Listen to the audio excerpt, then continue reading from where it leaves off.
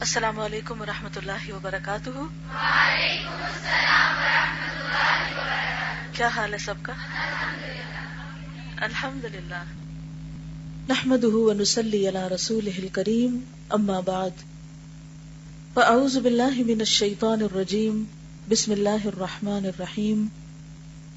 رب اشرح لی صدری ویسر لی امری واحلل عقدۃ من لسانی یفقہوا قولی۔ فصل 19، گناہوں کی نحوست۔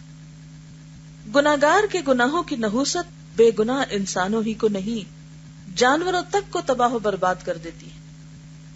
اپنے ظلم اور گناہ سے خود تو جل مرتا ہی ہے، لیکن دوسرے بے گناہ انسانوں کو بھی لے ڈوبتا ہے۔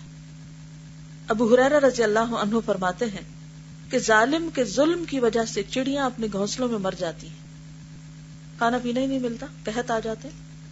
مجاہد کا قول ہے کہ قحط سالی میں جانور چوپائے ظالم انسانوں پر لعنت بھیجتے ہیں کہ ان کی وجہ سے برسات رک گئی ہے، ظلم کی وجہ سے برسات رکتی، بارشیں رکتی۔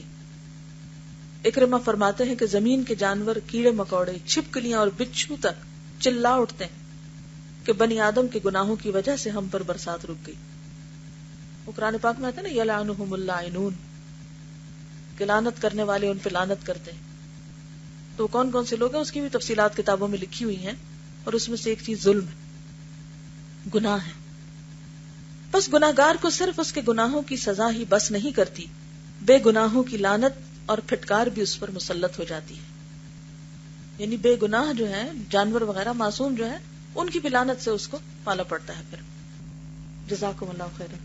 السلام علیکم ورحمۃ اللہ وبرکاتہ۔ وعلیکم السلام ورحمۃ